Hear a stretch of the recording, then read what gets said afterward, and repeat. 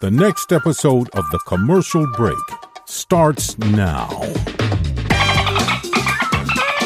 Oh, yeah, cats and kittens, welcome back to The Commercial Break. I'm Bryan Green. This is my dear friend and the co-host of this show, Chris Joy Hoadley. Best to you, Krissy. Best to you, Bryan. Best to you out there in the podcast universe. How the hell are you? Walking into a St. Patrick's Day weekend? That's right. Of festivities and fun, where you certainly will puke on your shoes and lose your underwear. But that's okay. We're here to support you at The Commercial Break. We're here to encourage you to get as intoxicated as possible. Find that fine line between having fun and going to jail. This is the weekend to do it.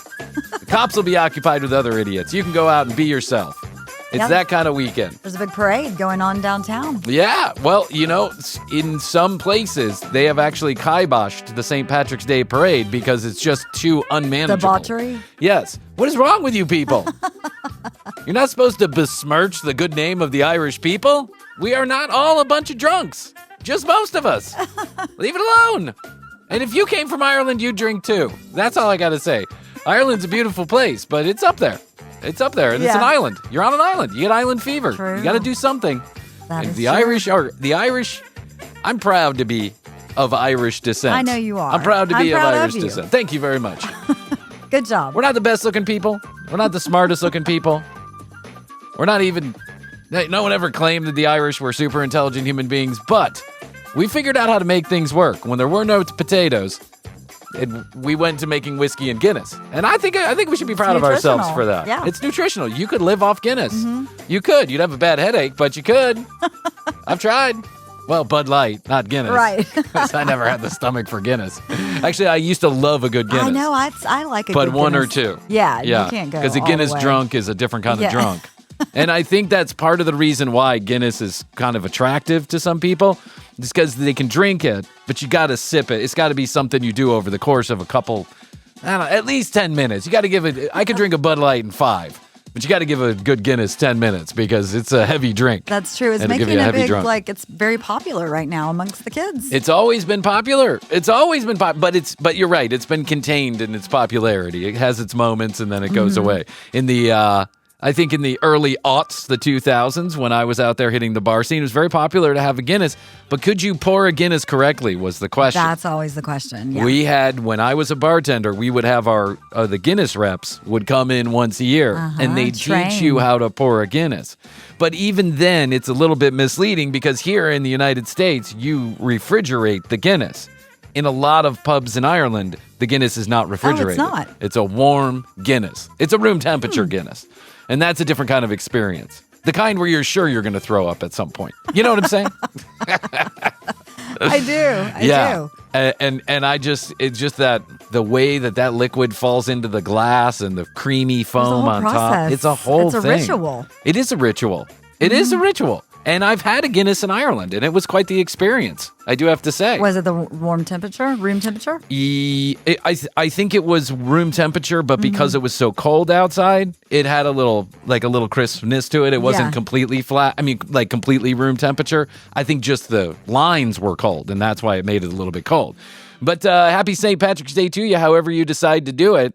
And I thought this was a good time to review some of our St. Patrick's Day knowledge. Because yes, I would love to. We all have our... So what is St. Patrick's Day? Let's start there.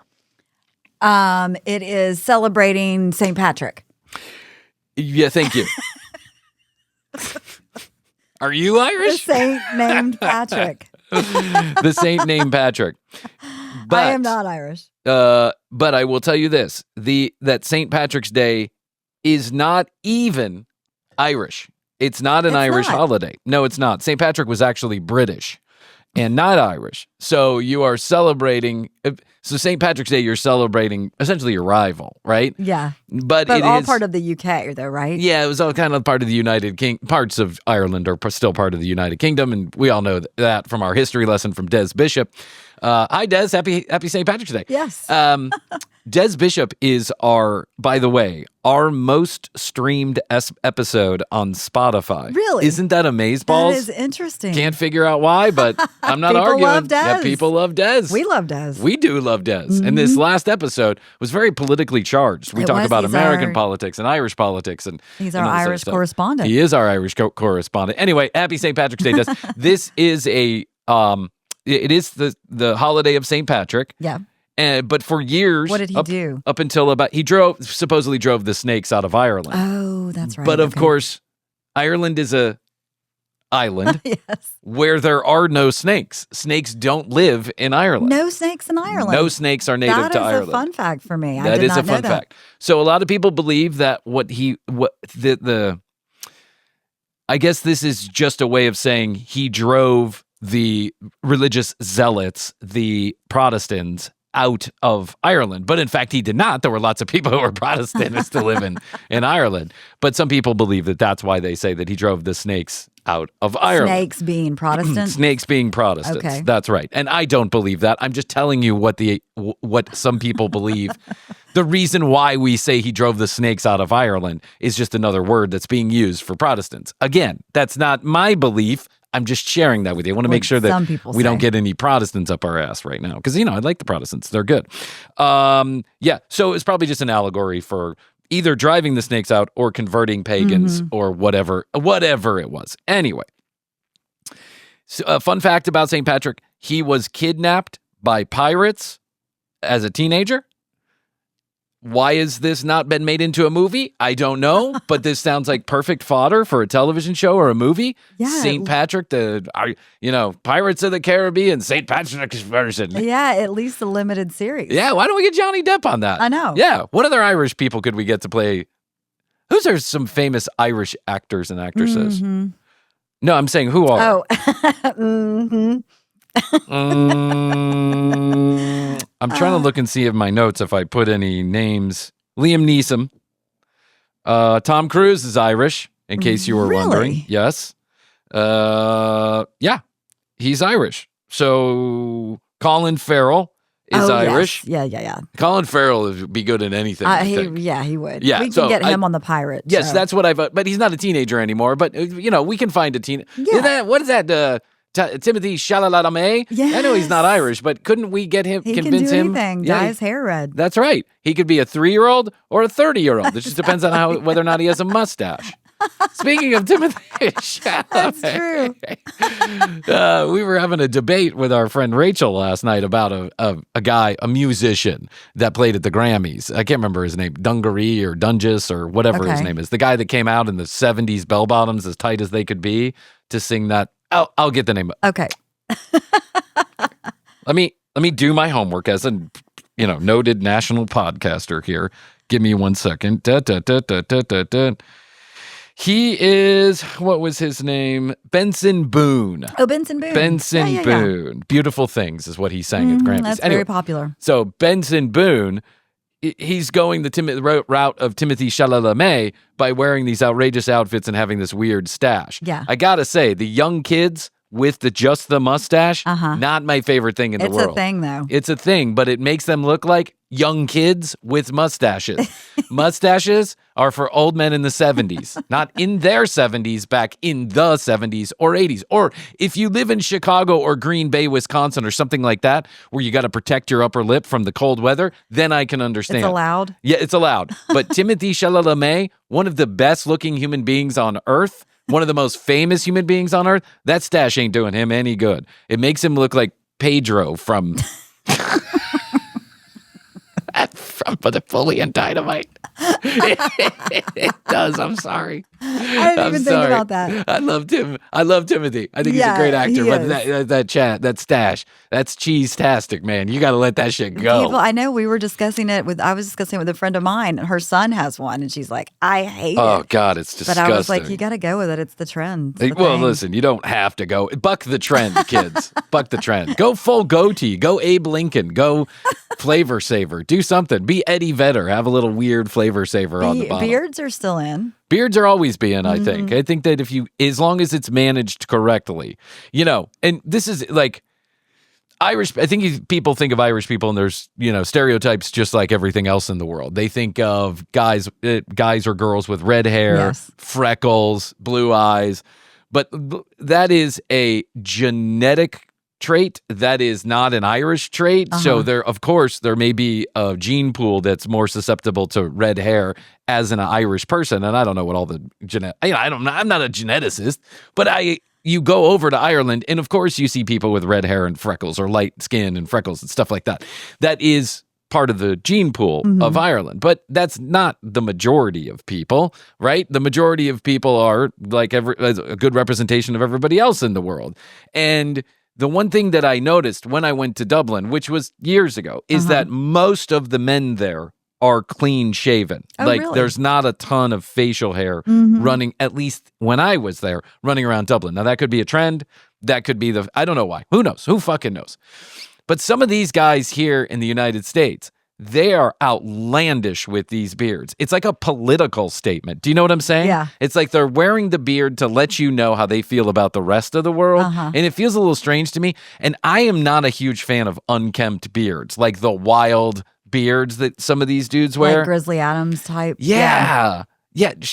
Manage that shit. Go Dollar Shave Club, kid. I mean, that's cheese-tastic. And if you're going to do the beard, just give it some management. That's all I got to say. There's all those kinds of tools and oils and things now. Yeah. Yeah. The whole market. I know our friend Rachel loves a guy with a beard. Does. She loves a guy with like an unkempt, unmanaged beard. But anytime I look at one of those guys, like I was at Starbucks the other day, and there was a dude that walked in, and he had it, right? His beard in it. Yes. But I saw what he had for dinner last night because it was still stuck in his fucking beard. Yeah, now you got to keep it clean. No, there was like pieces of stuff in his beard. Yeah, you got to keep it clean. And I think the longer and the bigger and the more unkempt that it gets, the harder. The harder it is. Listen, there is something that drives me crazy about my cream and cereal habit, and I'll share this with you. Even though my beard is really more like a 5 o'clock shadow, it always has been. I never have grown it out very much. I keep it high and tight. Whenever I drink milk and a little bit gets on the hair of my beard, after 2 or 3 minutes, I start to smell the milk coming. Even if I wipe it, even if I clean it, really? I can smell it. It like sticks in my nose hairs, and it drives me fucking crazy. I don't understand how with a big unkempt beard that you can do anything dairy related without having a big problem. I know. So I don't know what this has to do with St. Patrick, but I'm just telling you right now. Manage that beard. Manage that beard. So, what did he do besides drive the snakes out? That's what he did. He was a saint. Oh. Yeah, he converted the pagans and the Protestants. Then and all they made that him a other stuff. saint. Then they made him a saint. Yeah, he created, it was a miracle. I think part of why it's an allegory also is because if you follow the Catholic Church, then you know that they are in love with ridiculous rules and, regulations and traditions and all this other stuff.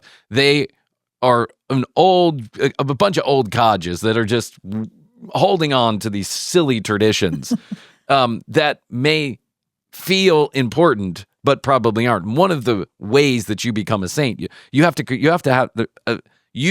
need to create a miracle, and a miracle can only be defined by the church itself. And what is a miracle? A miracle is an otherworldly, godlike thing that happens, I don't know, 1 loaf into 30 loaves, or 10 fishes into 100 fishes, or whatever it is. Water into wine. Water into wine. That's right, Krissy. That's Look my at you. favorite one. That is my favorite one too. Water into wine. So you have to create this miracle, but that can only be defined by the church itself. And so I guess there's a lot of flexibility as to what it is. But even converting people to Catholicism is not necessarily a miracle in and of itself. Lots of people have done that. So I think they had to create this story of driving the snakes out of Ireland. Because when you drive the snakes out of Ireland, how convenient is it that there are no snakes native to Ireland? Do you know what I'm saying? So the miracle has been performed forever and ever. No more snakes in Ireland. No more. Yeah, is that but true? Yes. There's no snakes? No, there's no native snakes to Ireland. Okay. I don't think there's cold weather snakes because they're, cold-blooded. Yeah, that's true. So they just freeze and die, right? I think that's how that works. Yeah. I don't know. Here's a funny thing that's happening with my kids. Speaking of cold-blooded, one of my kids is super interested in everything. Like, you tell her something and she wants to know how it works. She I asked like that. why she can see her ribs or what she's seeing when she's pointing to her ribs in the mirror. And I'm like, oh, those are your ribs. Those are your bones. They protect your lungs and your heart. And, that's blah, blah, blah. And this is how it works. Show me a video. Show me a video of how it works. Right. And I'm like, wow. Okay. So I go on YouTube and I find a kid-friendly, explain it for idiots, explain it for children kind of video. And I am learning more from watching those videos than I ever did in school. Like simple, basic scientific stuff. Yes. I'm like, that's how it works? Yes, That's great. Your heart is a muscle? What? Say what? That's crazy.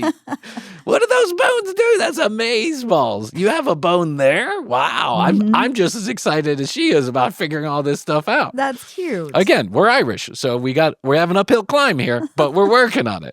We're not so good. We're not so good at some stuff. So, St. Patrick's Day, drove the snakes out, kidnapped as a teenager. Now and by the way, a dry, traditionally religious holiday until about the 1960s or 70s. Oh, it was a dry holiday? It was a dry holiday. Okay. Yeah, because it's a religious holiday, so it's a dry true. holiday. Yeah, I mean, you think of Easter, you don't think about everyone going out and getting Boozing it. smashed. Yeah. He's risen! Crazy bunnies, that's right. Drunk bunnies. Drop the eggs! Drop the eggs. Drop the eggs! Oh, wait, hold on. Yes. Go Easter, go Easter, go. Go Easter, go Easter, go. We could start it. We could start it. Yeah. Hey, listen, I don't put anything past us at this point. We're selling Teslas on the front lawn of the White House. Yeah. Why not make Easter a drinking holiday? Why not? I mean, Christmas isn't a drinking holiday either, but plenty of people get smashed. Yeah. So it was a dry holiday until it was just kind of taken over. Maybe it was like a marketing thing, like with the green beer. Of course. Yeah. And there you go. And there's another holiday tradition that, of course, we all know about or have heard about, which is a lot of towns will dye their rivers. Yes. I think. Well, Savannah did it for a long time. Savannah did it for a long time. They stopped it. They stopped it because the party got out of control. Yeah, well, they still have I was down there for St. Patrick's Day one year, not specifically for St. Patrick's Day. It's just my vacation backed up into it. Oh, okay. So we were leaving the day after St. Patrick's Day, but they have these beautiful squares in Savannah, and these beautiful fountains. Yeah. In each of the square, and it was a dyeing of the fountains. Oh, really? And you could go around, and the kids were out. It was like a school day, and the kids were out there, and everybody was dyeing the fountains. Yes, that's right. Before 3 p.m., everything's fine. But after 4:30, lock your doors. It was like spring break. Yeah. It was nuts. Oh, I've been. I can tell you the story about that. I mean, I've been to St. Patrick's Day, and it scared me. In Savannah? In Savannah. Yeah. It scared me. I was legitimately nervous about what was going on. People were going nuts. They do. They lose all sense of decorum. They lose their fucking minds is what happens. And it's because, and I was one of that. Like, I was one of the people that was contributing to the fucking bullshit. Mix. Yeah, I was in the mix, but at some point I just got a little nervous about how many people were out of control. Like, everybody seemed to be out of their gourds with no one checking them. Yeah. Do you know what I'm saying? Yeah. Except for a few bouncers and a couple police officers who really had their hands full. Mm-hmm. They were arresting people. Every time I saw a police officer, they had someone in handcuffs taking them away. And I think that's also why a lot of towns, a lot of people, a lot of places, they are really not interested in spring break or St. Patrick's Day any longer. They're just not interested in it because it brings nothing but trouble. Yeah. Because destruction. No matter how hard you try to talk sense into people and say, listen, come to Miami, have a good time, enjoy yourself. There's a line, don't cross it. Just be cool. That's it. Mm-hmm. If there's 10 people in a room, 2 of them have no fucking common sense the second the liquor hits their breath. They just don't. And we all know people like this. I was one of these idiots. Right? I mean, I think I knew where the line was most of the time, but, there was an occasion where you just kind of get you wild out a little bit. Yeah, exactly. And amongst other friends that are doing it too. Woo! Yes. You think, running in the fountain and taking your shorts off is funny, but everybody else is like, what happened to Bryan? Like, everyone else is talking. Like, he should probably cut, probably no more cocaine for Bryan. Let's pretend like we don't have any more left. And we'll do it secretly. We're out. Yeah. You got any more, man? Got any more? Oh, dude, funny thing, it fell in the toilet. Yeah. But we'll be right back. 6 of us are going to go to the bathroom. Right. You stay here. You stay in the fountain. We'll be over here. We'll be right back. Yeah, but I mean, Miami, Panama City, Daytona Beach, all of these places, they have absolutely said, do not come. We are not interested. Miami had television campaigns that they would run in other cities. I saw that. Being like, spring break, not here. Nope. Don't do it here. We're not interested. We're closing the bars down at 11 o'clock. There's a curfew at midnight. You're not able to be on the streets wilding out. It's not going to happen, so don't come. And that is ballsy move on behalf of a town that really makes most of its revenue from parties. That's it. Yeah. I mean, you can have that fucking whatever it is, Ultra Music Fest there every year. But there seems to be less trouble with the Ultra Music Fest than there is with Spring Break. And that's it. Spring Break's always been just kind of a wild and crazy time. I know. All the good parties get killed by the old people. That's what happens. And if it came to my front door, I'd kill it too. If that was like outside of my house, I'd probably be like, yeah. Did you go on Spring Break a lot? No, I told you I only went on at the age where I was supposed to be spring breaking. Yeah. No, when I got a little bit older, I went down to Miami a couple times. Okay. Daytona Beach once, Panama City. And that was like in my mid-20s. But in the years when I would, like spring break years, I only went one time to Panama City. And we ended up getting a hotel 15 miles from the beach. That's right. And we got kicked out of that party. We got invited to a party, then quickly got kicked out. Yeah. It was a whole shit show. And we ended up doing whippets in a fucking Howard Johnson, 20 minutes from anything. Yes. It was so weird. It was the weirdest spring. But I was weird. Like, I was a weird kid. That's just the way it was. All right. So we'll talk a little bit more about St. Patrick's Day in Savannah, some more traditions, and we'll play a game all coming up on this episode, the St. Patrick's Day episode of the Commercial Break. How do you feel about that, Krissy? I love it. All right, good. I'm just killing time. I'm trying to find the gold. Oh, yeah. Krissy brought a lump of shit painted. Brian thinks it looks like a lump of shit. That looks... It looks, it's a rock that has been painted gold, and it looks like the sketch from the famous video. From the Leprechaun video. We all know it. It comes around once a year. Like St. Patrick's Day, that video comes around once a year where all the people are looking at the guy in the tree and thinking he's a leprechaun.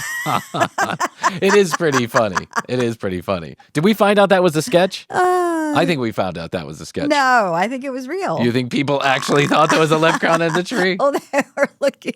Somebody saw a leprechaun, and then everybody kind of got whipped up about it. Yeah. But that first guy... They thought he was a crackhead. I think he had plenty of leprechauns in his life. Little green men that brought him crack. All right, let's take a break. We'll be back. All right, and we're back here in a pre-St. Patrick's Day episode. God bless you all, my children. We just figured out that St. Patrick was never a saint, actually. He was never canonized by the church? Yes. Okay. He was not canonized by the church. Well, church. he'll always be a saint to me. Yes. I can't give a shit. Yeah. I don't give a shit. He's known for holding a shamrock. Oh, well. Carrying a cross and repelling serpents. Where there were no serpents. So God bless you, St. Patrick, wherever you may be. I think being kidnapped as a teenager probably made him hallucinate. There's another thing that's distinctly... Do you remember Lord of the Dance? Michael Flatley, Lord of the Dance. Yes, I feel like... Let's see if I can get it to work. Oh, man down. Let's see if I can get it to work. Oh, there you go. Dun-dun-dun-dun-dun-dun. I feel like I should be dancing around, kicking my heels up. Irish dancing like you've never seen it before. 55 red-headed women never moving their arms. I feel like those were on TV, the commercials. Oh, forever. Yes. PBS played that thing nonstop. That was like it took the world by storm. Oh, it did. And did Riverdance, was that like the competitor? Riverdance was created by Michael Flatley. Okay. Lord of the Dance was Michael Flatley's own break. He's the breakout star. He was. Yes. And that foot movement, I got to be honest with you, that's pretty amazing. It is. There's like crazy. There's a guy from Kentucky. He's like a redneck dude, right? He's like a backwoods country dude. Yeah. But he has perfected like this country version of it, this bluegrass version of it. And I'm telling you what, thank you for just shutting off like that. A piece of equipment's a piece of equipment. I think it's your piece of shit sitting next to it. It's made it not work. There's some kind of magnetic something coming from it. The electromagnetic waves coming from your gold piece of shit. Your poo-poo. I know, you told me it looked like a turd, but I said I haven't seen a turd in a while. Yeah, well, unfortunately, I live in turd. It's just a turd factory around here. Yes. So I think Michael Flatley was like the breakout star of the River Dance. Yeah, he was like the director of the River Dance or whatever the fuck. But he is still around. He is still the River Dance is still doing tours. Just an update on Michael Flatley. In case I would love to learn to do that dance. I'd love to too, but my feet barely move in general. You see me at a fish show and my feet are frozen to the ground. My butt might wiggle. Body. Yeah. My butt wiggles. And my hands make small waves. As the LSD courses through my veins.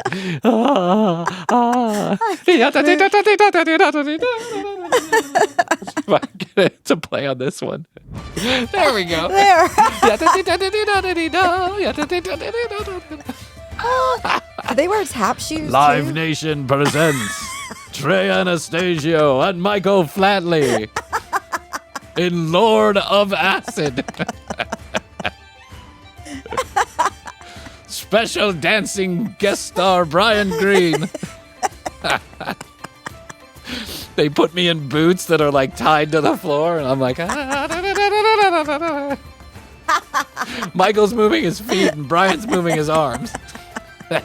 Together, they are Lords of Acid. Bagpipes and 15-minute jazz solos. Noodling on the bagpipe. Yes. A free-form jazz exploration by bagpiper Bryan Green. I'm picturing it. Live Nation presents.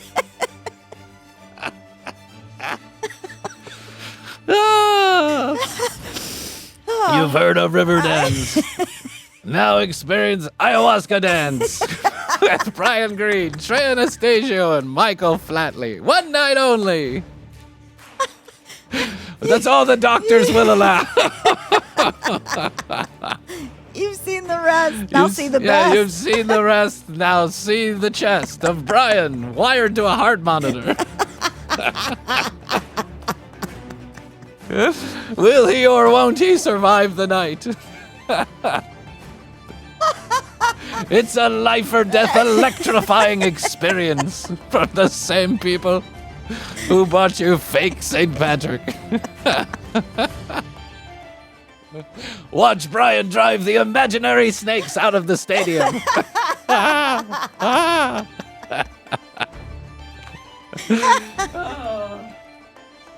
would pay to see that show. It's fun for the whole family.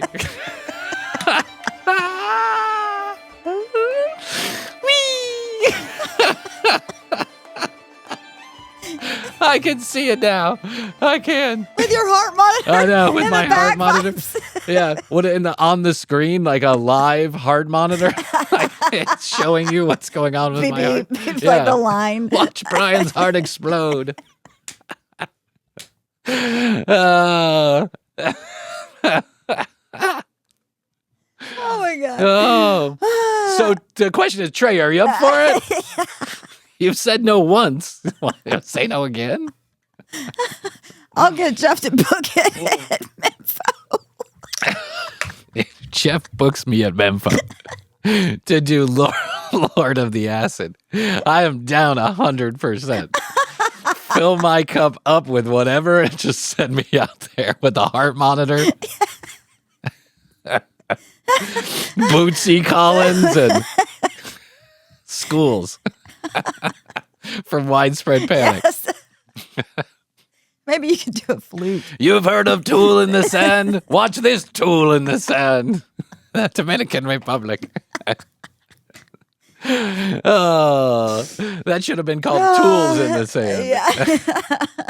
Oh, Lord. Yeah, I mean, listen, for a very long time, that Lord of the Dance was all the rage. I mean, it really was. I don't care who you were. You had to be under a rock. Not this rock, because that's just a piece of dung that's colored gold. But you had to be under a rock not to have heard of Lord of the Dance. It was or river dance. It was insane. And that type of dancing is nuts.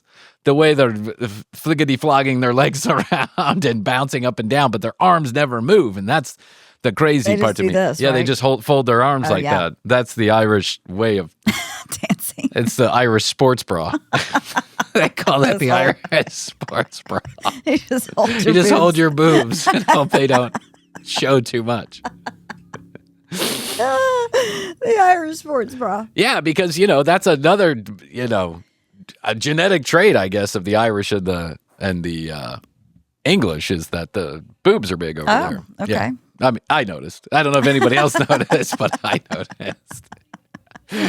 But yeah, a lot of those girls that were doing that river dance, I mean, they were, endowed. And so I think that was part of the keeping modest thing. Because that makes sense. Yeah, it was very Smart. family friendly. There was no shenanigans going on there. But I don't think Michael Flatley was into it anyway. I think Michael Flatley was light on his feet. Right. I don't know that for real, but I think he was. And now he's got his own. Still around. He's still around. He's got his whiskey. Still kicking. Yep, he's still kicking. No pun intended. He's got his Flattery whiskey, Irish whiskey that you can buy. He's also got merch for sale. Yeah, I mean, you got to be a really die-hard Michael Flatley fan to be wearing the shirt around. But okay, whatever you're into, I guess. Yes, you do. You really have to be a fan. Yeah, I feel like if you're wearing Michael Flatley merch around. Would it have like tour dates on the back? Yeah, where it has tour dates or, I Heart Flattery or, Flatley, I think if you're that, you're in your 70s and visiting Walmart often, and drinking the whiskey. Yeah, if I'm getting a Michael Flatley shirt for Christmas, it's the kind of thing I'm wearing when I'm changing the oil in the car, and I never change my oil in my car. Just letting you know that. But I was just as amazed as the next person about the dancing, because when I first saw it, I was like, that is a crazy form of dancing. Yeah, it was really quite remarkable. And I guess that is a traditional Irish jig, right? I guess when you think about an Irish jig, that's what it is. Mm-hmm. Here it is. Here's the girls dancing. Yep, That's what I remember. Oh, there's one guy in the crowd was really excited. Yeah. And it's so fast. So fast. Their feet are moving so fast. You got to have special shoes for that. Yeah. I don't think I'm in love with the guys' outfits, though. I'm not in love with nylon like a type Renaissance pants. Style. Yeah, but there's a cummerbund. Renfest. Yeah, there's a cummerbund involved. Yeah, it's like Renfest takes it even a step further. Renfest is a whole different animal. Renfest, and listen, Renfest also, and certain Renfest that I've been to a few, and they certainly celebrate the Irish culture there too, I guess, because of the Renaissance. I guess the Renaissance had something to do with Ireland. I'm not sure, but it seems to be kind of amalgamated into it there. And I'd be up for doing a little river dance, but I'm not buying that. Cummerbund is out for me. If you ask me to wear a cummerbund, I'm out. Yeah. I think because of band, where we like the uniform was with a cummerbund and a bow tie, I was out. And it wasn't like a black cummerbund. It was like a bright blue cummerbund and a bright blue tie. And so as if we couldn't be nerdy enough, as if it was hard enough to find a prom date, then had to wear the cummerbund. Yeah. That's right. But so some St. Patrick's Day traditions around the world do include dyeing the rivers green and the fountains green, stuff like that. I believe Chicago still does it. I think they send about 70 pounds of food coloring. Like the biggest, right? That's the biggest one. Parade. Yeah. And when I grew up in Chicago, that was a big deal. There would be a whole day affair, live coverage on the news. They would dye it green down at one of the canal locks, and then they would release that food coloring. And for about a day, that it would be some Yeah. form of green, right? And so I just saw this funny joke, and I can't remember where it was, it's not my joke. I don't want to take credit for it, but it's like, if they can dye the Chicago River green for a day, why can't they dye it blue for the rest of the year? Because that water is murky. Is it? Oh, yeah, it's murky. But it's a big deal to go down there. Gotta be. St. Patrick's Day parade. Everyone goes and looks at the river, and it's a whole fun thing to do. There's Chicago is one of the places where the Irish people emigrated because when they got to New York, I mean, if you've ever watched The Gangs of New York, that is an interesting snapshot of a period of time in the United States of America when New York was very much separated out into cultures. Yes. And one of them was Irish. But the Irish, and my grandfather used to tell me these stories because I think he was old enough that his grandparents would tell him the stories, the people who actually came over from Ireland over here, that they would tell the stories that you would get to a place like New York or one of these major cities, and they would often have signs in the window that said Irish need not apply. And that was kind of a rallying cry for the Irish people because a lot of people thought of the Irish people as much less than, right? And so they were very much discriminated against when they would come over in certain places around the country. And I think Chicago was one of those places where they kind of had a little bit of a foothold. They were, And so there's a lot of, the Irish traditions and culture is strong up there in Chicago, and it was, as is the Italian and the Polish and a lot of other cultures that found solace in Chicago, I think. But, it wasn't always easy for the Irish people. And I'm not saying it was harder than this or that. I'm just saying that the Irish people also had some tough times when they emigrated over to this country. It wasn't the melting pot we'd like to think it was. It never has been, but it wasn't the melting pot that we like to think it was. And my grandfather used to tell me stories about how his relatives, his grandfather, his father, they were discriminated against because of whatever. I've seen that, yeah. As a matter of fact, John F. Kennedy, as an Irish Catholic, the Irish were so disliked even in the 60s, the Irish and the Catholic, that he was given 0% chance of winning the presidency. Really? Because having an Irish Catholic president was a big deal. Like, people just didn't think of the Irish Catholic people as people who should be leading the country, even though in the background they were pulling a lot of the strings, like his father was pulling a lot of the political strings. It was a big deal. First Irish Catholic president. And that was a big milestone, I think, for a lot of people who were of Irish descent or people straight from Ireland. Okay, so let's talk a little bit about leprechauns. I wrote a whole bunch of notes down here about stuff that we can talk about. Leprechauns. Yeah, so, but leprechauns, are they Irish? Kind of, is the answer, right? There was Celtic? Irish folklore created them, but they were originally mean, red-wearing shoemakers, not the cute, like, Lucky Charms, like, mascot we think of today. Dyeing the Chicago River green is not actually an Irish tradition, but Chicago plumbers put dye to track pollution. Really? Yes. And that was originally how the river got dyed green. But then it kind of went in the 70s when everybody started. And this kind of became a partying. That's right. 4-leaf clovers, if you believe in a shamrock symbolizing the Holy Trinity, the 4-leaf clover is just a rare and lucky symbol. It actually isn't tied to St. Patrick's Day specifically, although we think of it now as something. Top of the morning to you is something that an Irish person would actually never say. It's leprechaun fan fiction, essentially, is what it is. Created by fanfic. Fanfic for leprechauns. You people are freaky. You fuckers are freaky. And the name Paddy for St. Patrick's Day, the correct term is Paddy, not Patty. Yes. Paddy. D-D-Y. Yes, because St. Patrick's Irish name is Padraig. And so you would say Paddy, which is short. Paddy is short for Patricia. Paddy is Padraig. So there you go. There's correcting some things that may not be necessarily. Well, I wonder how did the clover get associated? The 4-leaf clover, well, some people associate the clover with the Holy Trinity, the Father, the Son, and the Holy Ghost. The 4-leaf clover is said to be a rare version of that, and lucky if you find one. Truth is, if you look hard enough, it's actually not that hard to find a 4-leaf clover. When I was a kid, I was all wrapped up in this because I was Irish Catholic, went to Catholic school, and so there was like, if Irish, clovers were all over the place around St. Patrick's Day. It was just one of these things. And we had clover growing in our yard, like a lot of people do. It's like it's a weed, so it's everywhere, right? Yeah. So I was all fascinated with whether or not I was going to be able to find a 4-leaf clover. It didn't even take me 15 minutes to find a 4-leaf clover. And then I found another, and yet another, and yet another. Yeah, I found a bunch of them, and then I realized it's not that lucky to find a 4-leaf clover.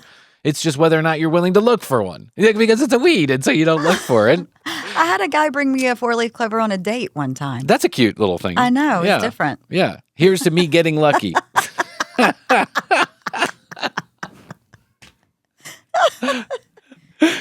You know what this means. Corned beef and cabbage is not Irish. That is not. It's Irish Americans that made up this because corned beef was cheaper than bacon. Real Irish people, or the Irish dish, is actually bacon and cabbage. Lucky Charms, I think you can probably figure out that this one has nothing to do with Ireland. This is an American marketing team came up with the Lucky Charms. Guinness, of course, is. Jameson whiskey, of course, is. Bailey's is, which I just love. Bailey's. I love Bailey's too. I love a good Bailey's. It's so great. And then there's one more interesting thing that I wanted to point out that I read here. Truth about New Orleans throws out cabbage from parade floats. Nothing like getting hit with a vegetable to say Happy St. Patrick's Day. That sounds like it would hurt. It does. Throwing a head of cabbage at you? What's that? Maybe it's shredded. I sure as shit hope so. but that's messy. Yeah, that's like that tomato day in Italy, in Sicily. It always feels like that would not be something I want to be involved in. Why would I want to get struck in the head with tomatoes? Yeah. Some tomatoes are really heavy. I don't want to be any part of that.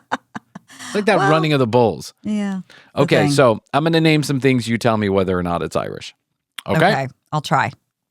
Hold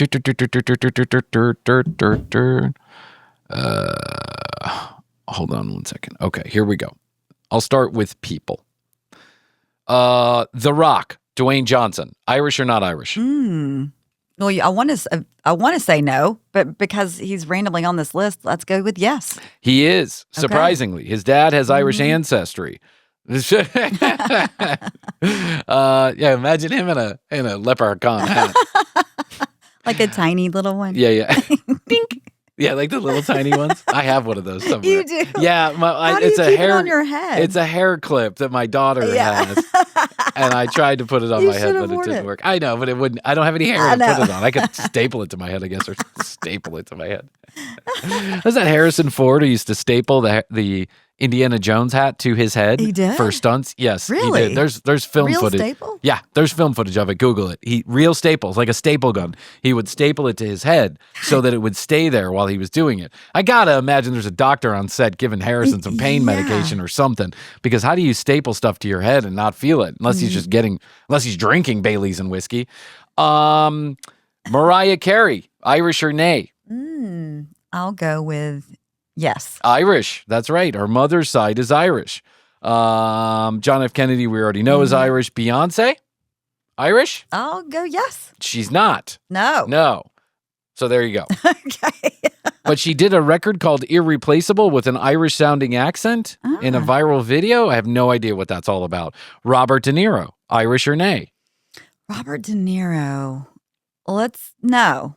He is. He is. He is Irish. Okay. That's right. But he's best known for his Italian mafia movies. Yeah. And I'm listening to the Al Pacino autobiography right now, and he's definitely Italian. Okay. Thanks for that. Well, I always think of those two together for some reason. Well, they've done a few movies together. Lady Gaga. No. Yes. Oh, I thought she was Italian. No, you're right. No, I'm saying yes. You're right. Yeah. She released the song Poker Face, but make it Irish. Never mind. That's just a joke that I was trying to make. It didn't work out. I was actually thinking of a bit that I could do. Yeah, these are my notes. Paul Rudd. Paul Rudd, yes. He is. Okay. Yep. Brad Pitt. No? No, it is. He is Irish. His great-grandparents were from County Downs. Really? County Downs is where my family is from, the Green family. But of course, there's probably a million Green families from Ireland. Yeah, you got to imagine. And of course, Ed Sheeran, we already know. Does the McDonald's Shamrock Shake get sold in Ireland? I'm going to go with no. It does not. You're right about that. Is shepherd's pie Irish? Yes. It is. But That's got potatoes in it, right? It has a bunch of shit in it. The Irish version is actually made with lamb. Yes, the Irish version is made with lamb. Other versions sometimes have beef. And that beef version is called a cottage pie, not a shepherd's pie. Are potatoes Irish? No. You're right about that. Potatoes actually came from South America. That's right. They're associated with Irish people because, of course, that's what they ate in the famine. The famine. Black and tan. Is that an Irish invention? The black and tan. Yes. No. No. That is a pale beer made, a pale American beer, pale ale, and then served with British. But I think back in the war, they started mixing those two beers and they realized that they could separate them and make a cool looking drink. A black and tan, never my favorite drink. I thought that it kind of tasted a little bit weird. Yeah, for sure. Are bagpipes Irish? Yes. Scottish. Yes. That's right. God, I knew that. Okay. Halloween, some people say, is Irish, originated in Ireland. Yes. True or no? Yes, true. It is true. Because there's a certain Celtic. pagan, Celtic pagan holiday. Celtic. All right. Yesterday we were talking about Tool. Yes. Today we're talking about the Celtic traditions and the Celtic quote unquote religion. It's not really religion, but okay. I mean, maybe it is. I don't know. Who knows? But I will now tell you an interesting story about the Celts and Tool. Are you ready for those two stories to make their way together? Yes. Okay, let's do this. Let's take a break, and when we get back, Bryan will tell his Tool story. Okay, are you ready? I think so. All right. I think I'm 20 years old. What if I 19 said no? or 20 years old. Okay, if you say no, then I've got yet another story to bore you with. So it just depends on which story you want to get bored by. It's choose your own adventure. It's choose your own adventure. Choose your own boredom. Which one do you want to fall asleep to? Which one do you want to pretend like you're listening to? Let's go. Let's go with your original. You want to go with my original? Yeah. Okay. It's story time with Bryan. We got the noise back. There you go. Good. I like that. Okay. All right. I'm 19, 20 years old. Like, I don't remember exactly what I am. I am living out on a porch. This is your porch years. This is my porch years. Porch years. Bryan Green. Bryan Green, the porch years. I didn't even think it was a year. I think it was the porch days, like the porch weeks. I think I got kicked out pretty quickly. It was a tight squeeze. Yeah. So for those of you who haven't heard, there was a period of time when I lived with my best friend who lived with his good friend in a 2-bedroom apartment in which there were already 2 people living there taking up the bedrooms. So my best friend moved into the screened-in porch that was no bigger than the size of this area we're recording in right now. And he put like a small single bed in there, a record player, all kind of tchotchkes. I mean, he did it up. He even put like a little sheet. Tapestry? Tapestries. There was a rug on the floor. It was a whole thing. Wine bottles and candles. Oh my God. He was a weird guy. So he had a lot of tchotchkes. He'd put tchotchkes everywhere. He was the guy who'd walk into an antique store and buy the strangest, cheapest thing he could and make a whole, I don't know, altar out of it. I mean, it was like weird stuff. But he had an impeccable taste in music, and he was just a weird guy. So for him, sleeping out on the porch, he was saving a few bucks. It was camping to him, right? Well, when Bryan was living under a porch, he invited me to come live on the porch. So, come up here. Yeah, these are. I'm probably a little bit younger, 17 or 18. But so this is like one of those times, and I'm there sleeping out with him and the thing, and him and I would often, after work, we both worked at restaurants, 2 separate restaurants, but when we were off together, that would be real trouble. This is the same guy where I collected like 6 weeks worth of narcotics into a box to go to the Further Fest after Jerry Garcia died. And we didn't even make it to the actual festival grounds, to the concert grounds, before we had done all 6 weeks worth of stockpiled drugs. Oh my God. We were such a mess. He was such a mess. He passed out for the entire day. I managed to float on. He passed out for the entire day. Quite frankly, I'm surprised it wasn't me that did that. But anyway, all right.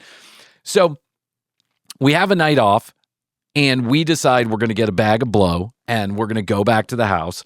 And like we often did, take out the guitars. We had this big whiteboard on the wall of the apartment in the dining room, which the dining room glass doors then led to the screened-in porch. So we would often sit at the dining room table playing guitar, and then on the whiteboard we'd be writing lyrics to these songs that we were making. Okay, brainstorming. Ridiculous song. I mean, just like, just imagine two coked up 17-year-olds without any musical talent whatsoever creating songs out of the same guitar, like A, B, C, A, B, C, A, B, G, A, B, D, and then writing lyrics to it. And we'd go back and forth. Like, he'd write a line, I'd write a line. He'd write a line, I'd write a line. He'd do a line, I'd do a line. He'd do a line, I'd do a line. It was like a whole thing that we used to do. It was like an obsessive behavior that we had. But this time, the other two people in the apartment also had the day off, and they were having none of it. We got to 10, 11 o'clock at night, and they were done. They came out. I remember the guy who, like, with the head guy, the guy who signed the lease. Yeah, he came out and he was like, guys, I got to be honest. This isn't working out. I am not doing this. So either you guys pack up your shit and go, like, permanently, or you pack up your shit and you go now. But I want to have a quiet night. Yeah. And I can't take this guitar playing it. Like, this is too much for me. I don't know what you guys are up to. And he didn't, like, completely disapprove of the drugs, but he also wasn't partaking. He didn't do it. So I think for him, it was just a big fucking annoyance. Yeah. Okay. All right. 10-4.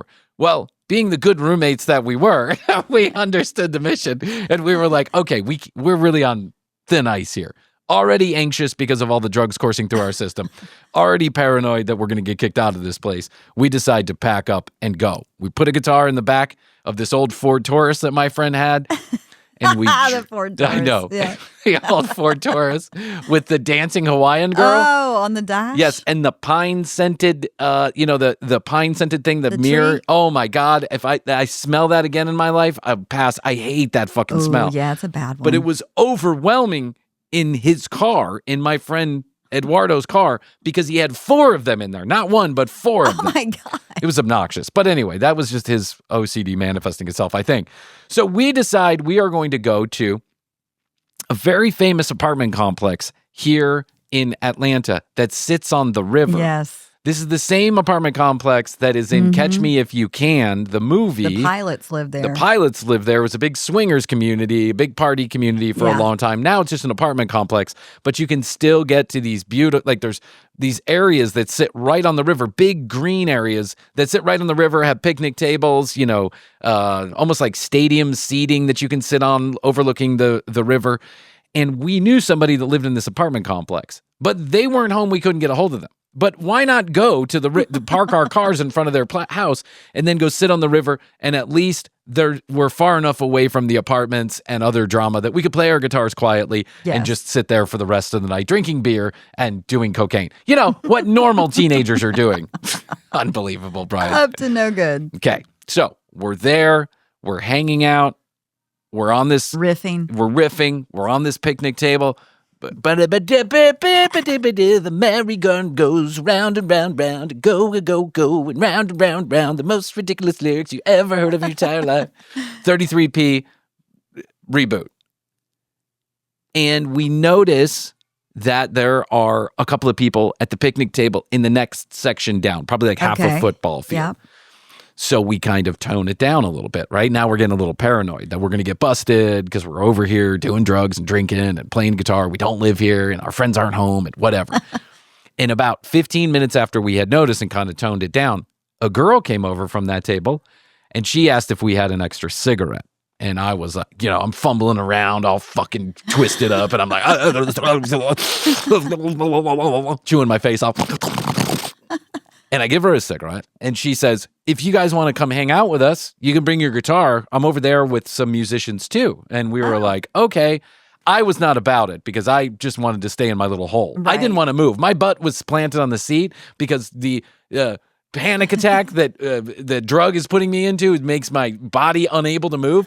But Eduardo is all about it. He's like, oh, let's go hang out with some other people. Yeah. And we go over there, and there are a couple of girls and 2 guys that are sitting there. So I think it's like 4 or 5 people. It's pitch black. It's really dark. I can't see much. And they start talking, and we start having some small conversation, but it's kind of like weird and awkward a little bit. Now we're all sitting in the dark next to the river. We don't know each other.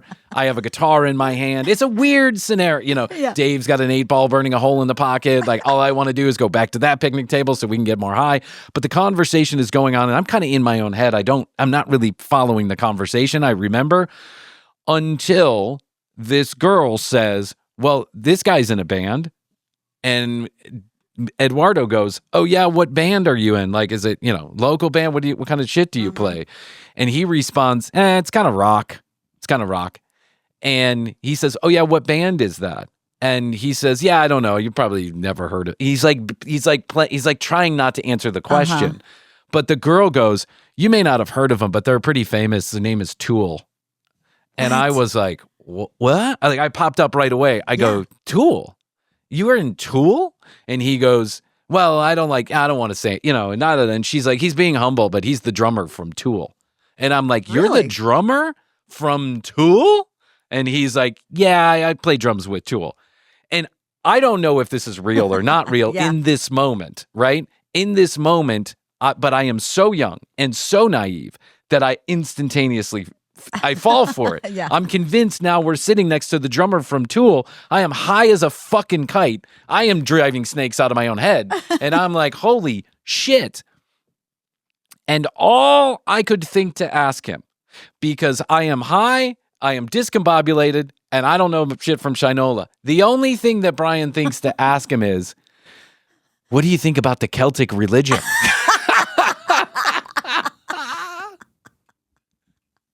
What do you think about the Celtic religion?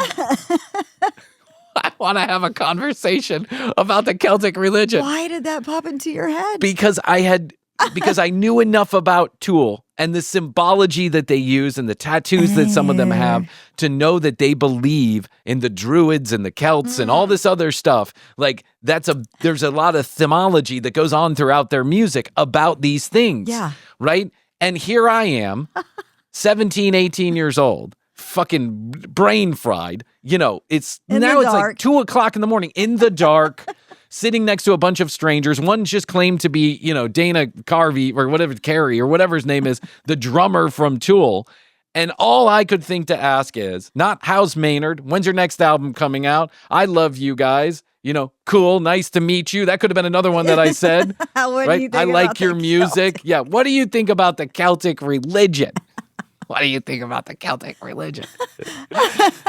What did he say? He went on a 3-minute diatribe about the Celts. Then he got into the Druids. It was, I say 3 minutes. In my head, it felt like 40 minutes because all I wanted to do was gab back at him about the little that I knew about all of this, which was nothing. I knew nothing except that Tool might or might not be into the Celtic or Druid religion. I mean, I was so fucked up that it was like all that my thinking was incongruent. And so all I could do was just like sit there, listen while my nose is running and hope that I could get a word in edgewise. Well, he goes into this and then, okay. And then I blabber something back to him about some knowledge that I have. Which was none. Nothing. I was like, I hear they worship trees. I heard they sacrifice babies in front of trees.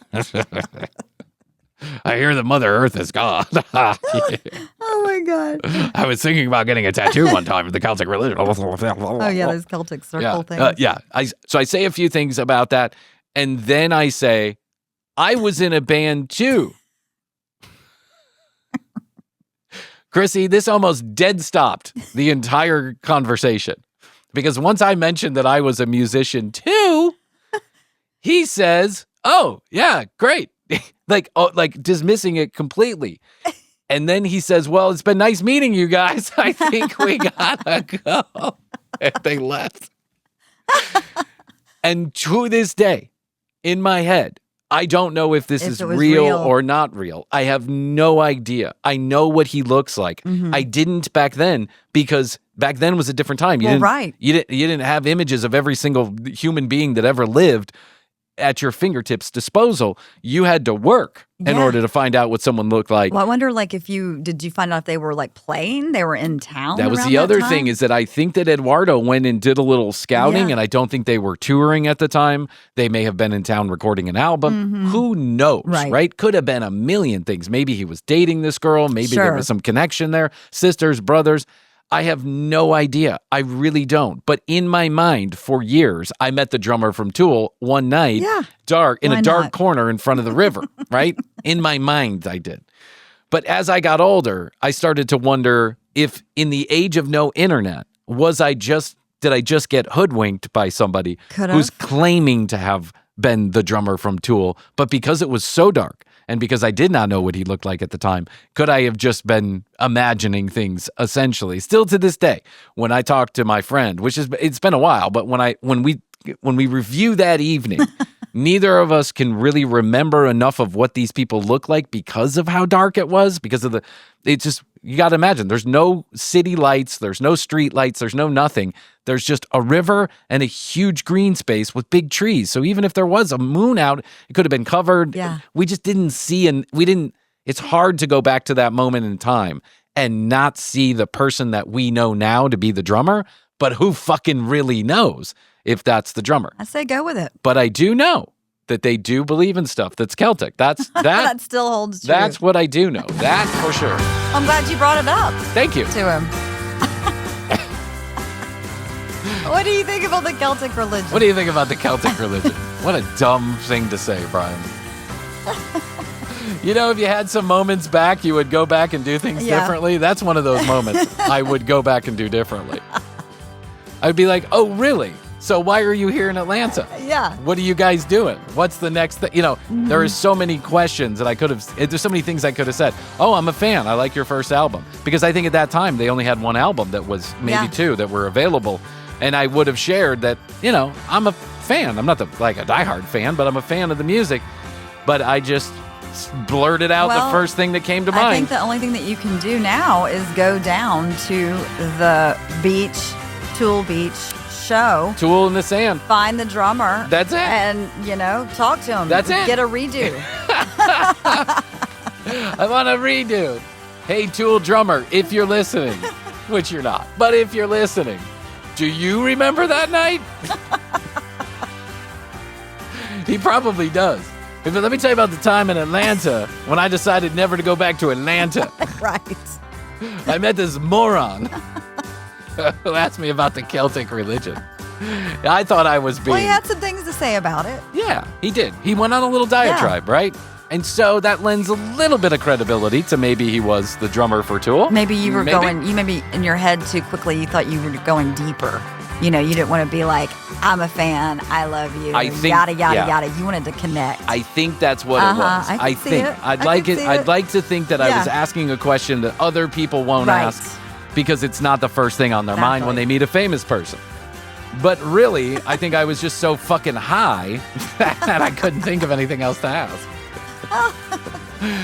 All right, well, there's my story. TCBpodcast.com. That's where you get all the information about Krissy and I, all the audio, all the video right there from one location. Go get your free sticker. The drop-down menu on the Contact Us button says, I want my free sticker. Give us your address and away it'll go. 212-433-3TCB, 212-433-3822. Questions, comments, concerns, content ideas? At The Commercial Break on Instagram, youtube.com/The Commercial Break. For all the videos the same day they air here on the audio feed. Okay, Krissy, that's all I can do for today. I think so. I'll tell you that I love you. And I love you. Best to you. And best to you out there in the podcast universe. Until next time, Krissy and I will say, we do say, and we must say, goodbye.